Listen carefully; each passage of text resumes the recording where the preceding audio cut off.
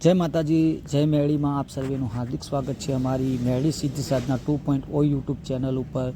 તો મિત્રો, ચાલો આજે આપણે વાત કરીશું દેવદુખ એટલે શું। આજનો આપણા વિડીયોનો ટોપિક છે દેવદુખ એટલે શું।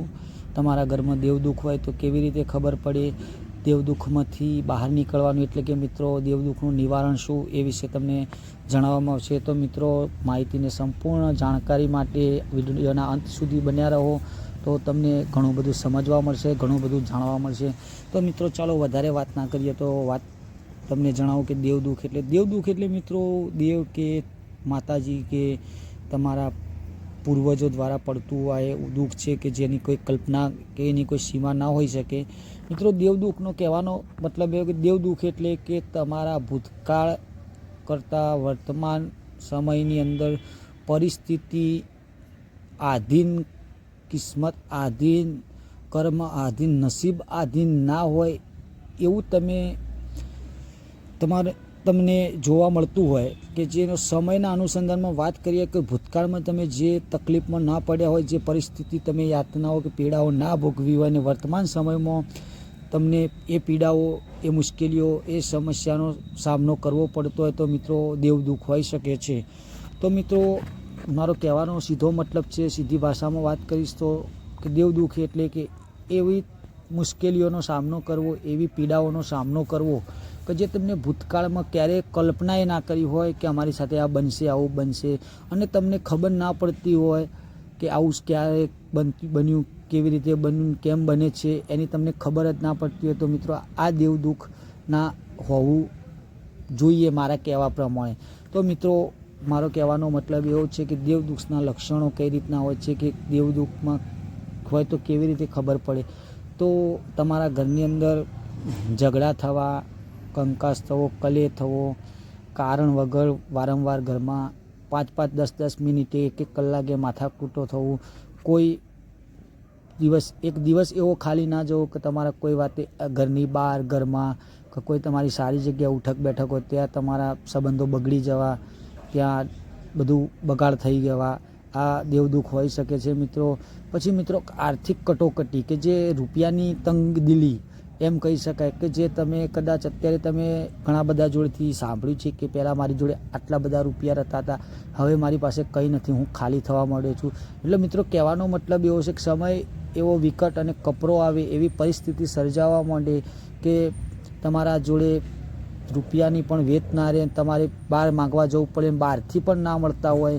એટલે મિત્રો, એવી પૂરેપૂરી પરિસ્થિતિમાં સંકળાઈ જવું, એવી પરિસ્થિતિમાં જતું રહું કે સમયના અનુસંધાનમાં તમારી બેઠકો સારી હતી, તમે કોઈક સારી જગ્યાએ સંબંધો હતા, સંબંધો સચવાવાનું બંધ થઈ ગયું, તમારે 10 રૂપિયા જોઈતા તમને લાખ રૂપિયા મળી જતા હોય, એની જગ્યાએ લાખ જોઈતા હોય તો 10 રૂપિયા ના મળતા હોય, આવો સમય આવી જવો તો આ દેવદુખના લક્ષણો હોઈ શકે છે।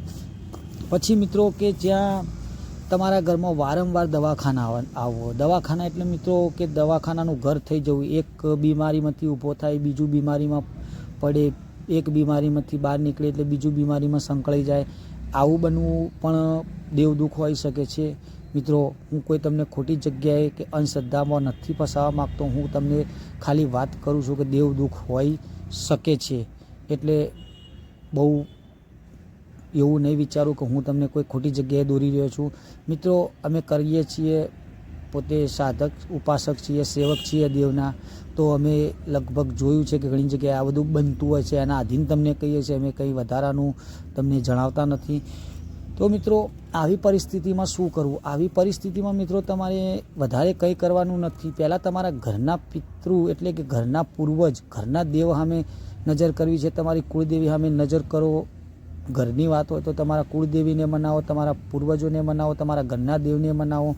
મિત્રો, ઘરના દેવ અને પૂર્વજોને કુળદેવી માનશે તો તમને એમાં 100% કંઈક ને કંઈક નિરાકરણ મળી રહેશે, ત્યાંથી તમારો ફાયદો। જો ઘરના દેવનું દુઃખ હોય તો પછી એ વાત ના હોય, કંઈક બહારથી આવી હોય, કોઈ બહારની વાત હોય તો મિત્રો તમારે શું કરવાનું કે તમારા સર્વપ્રથમ હું જે કહું છું, હું એમ કહું છું કે બીજે ક્યાંય ના દોડો, સર્વપ્રથમ તમારા કુળદેવી પાસે જાઓ, કુળદેવીના શરણોમાં જાઓ, ત્યાં કુળદેવીના કોઈ ઉપાસક, કોઈ ભુવાજી કે કોઈ સેવક હોય એમને વાત કરો એમને પૂછો. ત્યાંથી તમારી સમસ્યાનું સમાધાન ના મળે તો તમે કંઈક સારી જગ્યાએ બહાર જોડાવો. બહાર એ બી સારી જગ્યાએ, અને કોઈ સારા વ્યક્તિની સલાહ લઈને જાઓ અને પછી જાઓ. બહુ ઉતાવળ નહીં કરવી, ગભરાવવું નહીં, ચિંતા કર્યા વગર જવું, કેમ કે સમયના આધીન બનતું હોય છે. સમય વગર કંઈ થતું નથી. તો મિત્રો, અને દેવદુઃખ એટલે એવું નહીં મિત્રો કે એને કોઈ સમસ્યાનું કોઈ સમાધાન ના હોય. મિત્રો, દેવદુઃખનું 100% ચોક્કસપણે સમસ્યાનું સમાધાન હોય છે. એનું કારણ હોય, એનું નિવારણ હોય ને હોય. તો ગભરાવવું નહીં, કોઈ સારી જગ્યાએ જોવું, જોવડાવવું અને એમાંથી બહાર નીકળવાના જેટલા પ્રયત્નો બનતા હોય એટલા કરવા. મિત્રો, ગુનાપાત્ર હોય તો એના ગુનાના દંડ આપીને પણ એમાંથી આપણે દેવદુઃખમાંથી મુક્ત થઈએ છીએ. મિત્રો, એવું ના હોય ને પછી ઘણા બધા કહેતા હોય કે સમયના અનુસંધાનમાં કિસ્મત આધીન છે, નસીબ આધીન છે, કર્મદોષ આધીન છે. તો પણ મિત્રો એનું એક સમસ્યાનું સમાધાન છે. તો મિત્રો, તમે શું કરી શકો? તો મિત્રો, એના માટે તમારે સત્કર્મ કરવાના છે, સારા કર્મો કરવાના છે. મિત્રો, જેવી રીતે કે મૂંગા પશુઓને, પક્ષીઓને ભોજન જમાડો, ચણ નાખો ચબૂતરામાં, ધર્માતું કરો, કોઈ જરૂરિયાત વ્યક્તિઓને કપડાં કે જમવાના એવું કંઈક દાન કરો. મિત્રો, એટલે કહેવાનો મતલબ કે તમારામાં કોઈક સારા કર્મો જમા થાય.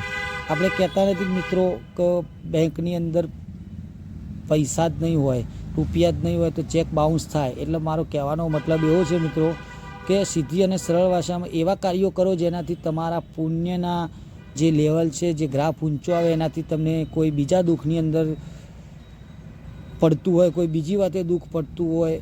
તમારા સત્કર્મોના કાર્ય, તમારી ભક્તિ અને તમારા પૂર્વજોની અને તમારી કુળદેવીના ભક્તિના આધીન આટલું કરવાથી તમને આમાંથી 100% બહાર નીકળવાનું નિવારણ મળી રહેશે. તો મિત્રો, ચલો આજના વિડીયોમાં આટલું. ફરી મળીશું બીજા વિડીયોમાં. તો મિત્રો, તમને મારો વિડીયો ગમ્યો હોય તો જય માતાજી કોમેન્ટમાં લખો.